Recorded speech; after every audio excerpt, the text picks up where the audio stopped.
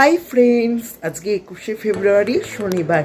আজকে সকাল 7:45টায় উঠে পড়েছিলাম, দিয়ে ব্রাশ করে ফ্রেশ হয়ে নিয়েছি, দিয়ে ওপরে এসে চাটাও খাওয়া হয়ে গেছে।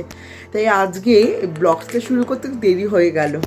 মা ছাদে গিয়েছিল, দেখো কি নিয়ে এসেছে ছাদ থেকে, জামা কাপড় শুকোতে দিতে গেছিল তখন। দেখো কি সকালে রোদটা দেখো কি মিষ্টি উঠেছে, চারিদিকের আবহাওয়াটা দেখো কত সুন্দর। মা ছাদ থেকে এই 4টে লেবু তুলে আনলাম, আমাদের পাতি লেবু গাছে এই 4টে লেবু তুলে এনেছে। আর একটু পরেই তো আমি এবার ঠাকুরদের পুজোটা করে নেবো। ব্যাগ গোছানো প্রায় হয়ে গেছে, আর টুকটাক জিনিস নিচ্ছে মার বাবা। আমার ঠাকুরদের পুজোও হয়ে গেল। এখন চলো তোমাদের আমার ঠাকুরদের দর্শন করি।